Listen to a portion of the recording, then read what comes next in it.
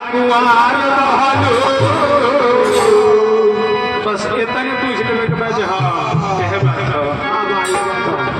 जर जगमग जगमग ज्योति आरती राम शांति होती जर जगमग ज्योति जर जगमग ज्योति आरती राम शांति होती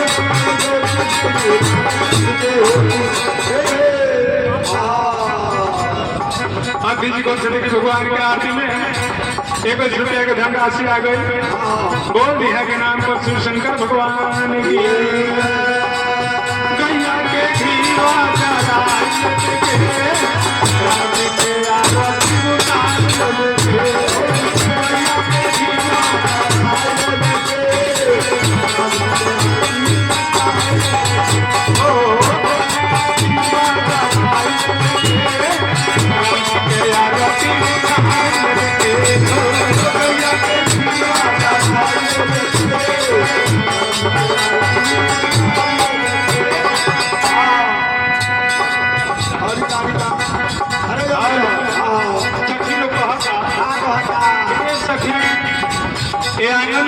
दूल्हा ना चार को दूल्हा चारों दूल्हा के आरती होके के चाहे बहुत लोग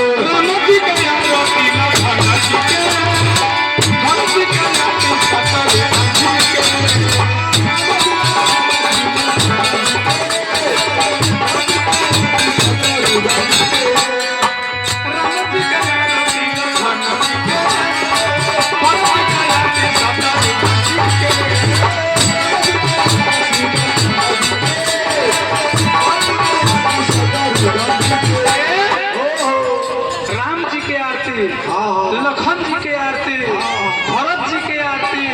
शत्रुघ्न जी के आरती चारों दूल्हा के सखी लोग आरती समय समय का गौरा के साथ है भोले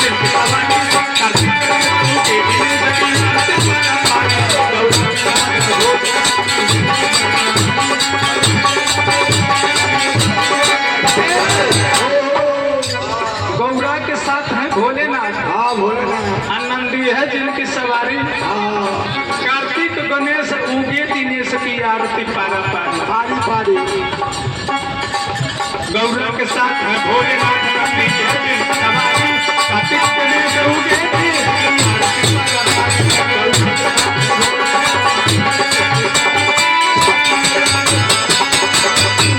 कुमार जी को से देखिए भगवान के आरती में किस रुपये के धनराशि आ गई मालिक से कहा जाए कि सरकार यहाँ के घर परिवार पर दया दृष्टि राखी घर परिवार मंगलमय रहो और यहाँ के नाम पर शिव शंकर भगवान की मनवा के श्रद्धा पुराई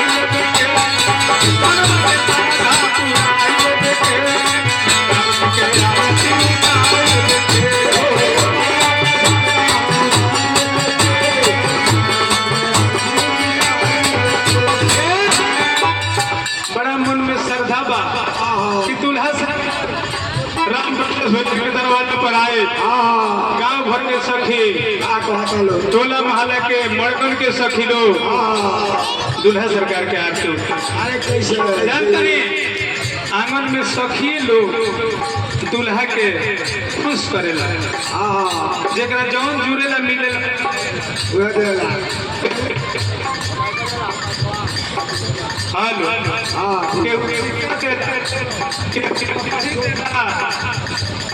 केहू रुमाली देला केहू कपही देला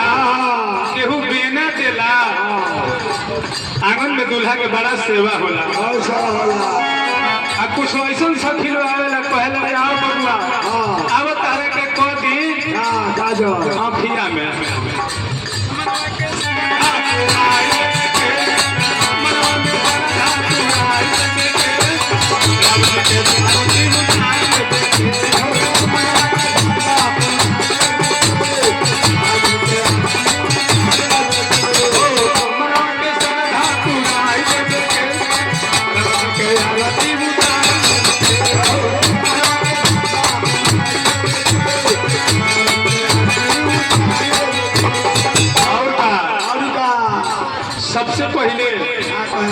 जहाँ भी भगवान के कथा चर्चा होला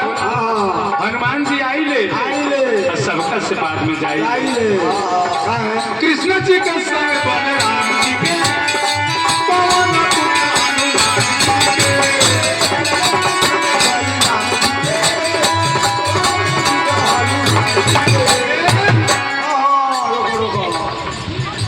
जीतू जी कौन से लेकिन भगवान के आते में 21 रुपया के धनराशि मालिक से कहो कि घर परिवार पर दया दृष्टि राखी, घर परिवार मंगल में रहो। मालिक कहाँ बानी लोग? अरे मालिक पूजा पर बैठल बने काहे चिंता कर बड़ तारे कितने दिया कि तू लाद के जाइबो।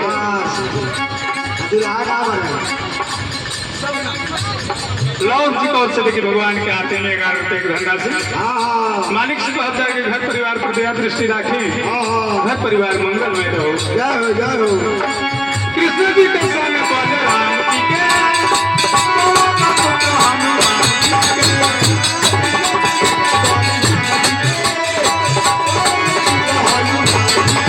कृष्ण जी के संगे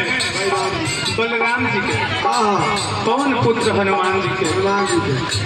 56 कोट देवी देवता के महिमा बाटे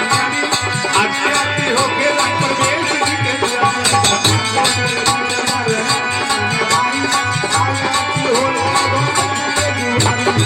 यहाँ का दिवाली होता आयुष कुमार ये होता है ले जा मिठाई खाई जब कोई बात ब्यास बनी है छोटी लेकर के दे दी ले जीबो बड़ी ब्याज तो ना कहत रहे कौन बा ब्यास मम्मी से मांग के ले आवा ब्याज बहुत बड़ा 56 कोट देवी देवता के महिमा बाटे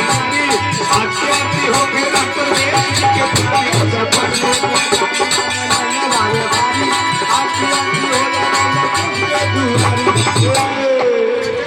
जितेंद्र जी कौन से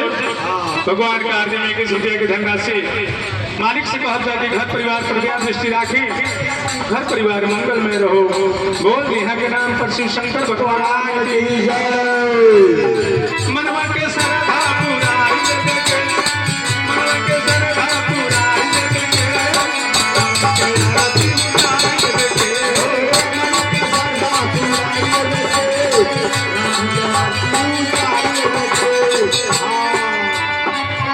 गुरु चरण भगत श्री कौन से भगवान का आते में 20 रुपये की धनराशि मालिक से कहता है कि घर परिवार पर दया दृष्टि राखें, घर परिवार मंगल में रहो। कामना वाली जी कौन से भगवान का आते में 11 रुपये की धनराशि मालिक से कहता है कि घर परिवार पर दया दृष्टि राखें, घर परिवार मंगल में रहो। बोल नेहा के नाम पर शिव शंकर भगवान की मनवा के सारा धातुराई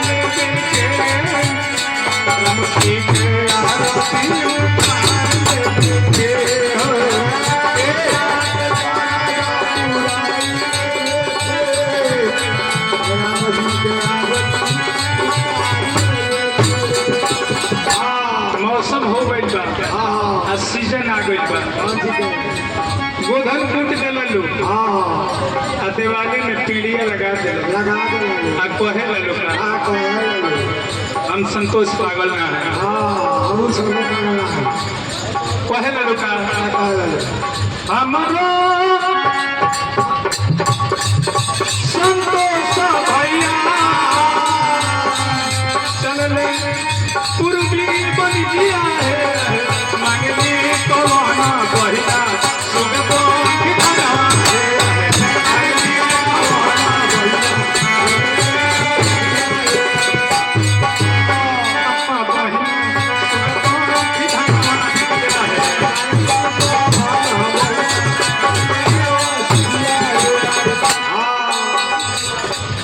आयुष कुमार जी को से देखिए भगवान का आरती में 51 रुपये की धनराशि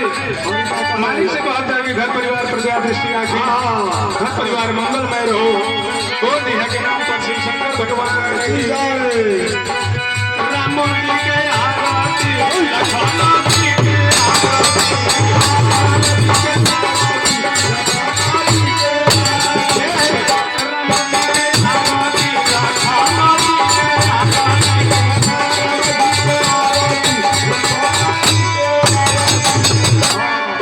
संगवा